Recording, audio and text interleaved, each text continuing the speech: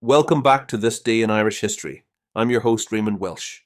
Before we dive into today's story, if you'd like to explore other significant events that happened on this day in Irish history, visit thisdayirishhistory.com.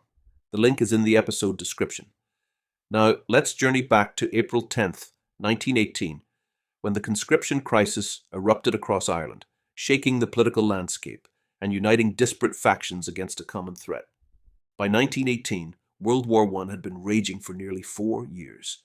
Britain, desperate for reinforcements after staggering losses on the Western Front, turned its attention to Ireland.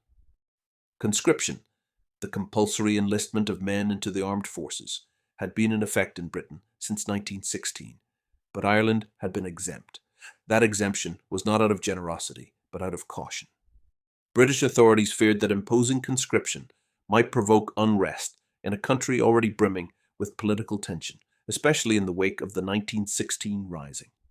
However, with German offensives threatening to break Allied lines and voluntary enlistment drying up, the British government introduced the Military Service Bill in April 1918. The bill proposed to extend conscription to Ireland, and on April 10th, the House of Commons formally debated the measure. This move would trigger one of the most unified and impassioned backlashes in modern Irish history. Across Ireland, the reaction was immediate and incendiary. Nationalists, unionists, Catholics, Protestants, and especially Labour leaders all condemned the proposal. Even the Catholic Church, typically cautious in its political interventions, vehemently opposed the measure. Cardinal Michael Logue called conscription an oppressive and iniquitous law and urged Irish Catholics to resist. It was a rare moment of national consensus. Almost everyone opposed conscription, albeit for different reasons. The Irish Parliamentary Party, already weakened by the rise of Sinn Féin, was placed in an awkward position. John Redmond, their longtime leader, had died just a month earlier in March 1918, leaving a vacuum in leadership. His successor, John Dillon, attempted to stand firm against conscription, but the IPP's credibility had already eroded. The party's support for the British war effort early in the conflict had alienated many of its nationalist supporters. Sinn Féin, meanwhile, seized the opportunity. Though still recovering from the internments and suppression that followed the 1916 Rising, it had been steadily gaining ground. With the Conscription Crisis, it found itself on the right side of public opinion. Sinn Féin positioned itself as the true defender of Irish rights and sovereignty, and the public responded with resounding support.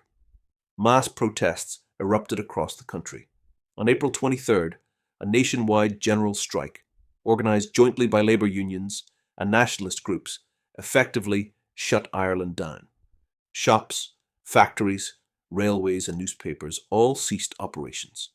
It was one of the most successful general strikes in Irish history and an extraordinary display of solidarity against British coercion. The political implications were enormous. The conscription issue catalyzed a mass shift in allegiance from the moderate Irish Parliamentary Party to Sinn Féin, which now embodied both nationalist resistance and popular defiance. The crisis also led to the creation of the anti-conscription pledge, signed by hundreds of thousands of Irish men and women, vowing to oppose conscription by any means necessary. While conscription was passed in law, it was never enforced in Ireland. The sheer scale of opposition made implementation politically and logistically impossible. British Prime Minister David Lloyd George was forced to back down, recognising that enforcing conscription would likely trigger widespread rebellion. The Conscription Crisis of 1918 marks a turning point in Irish history. It radicalised public opinion, exposed the fragility of British authority in Ireland, and helped pave the way for Sinn Féin's landslide victory in the general election later that year. More broadly, it demonstrated the growing political maturity and unity of the Irish people in the face of external pressure. Thank you for joining me on this journey through Ireland's rich past. Please like and subscribe, and until next time, I'm Raymond Welsh. Slán go Foil.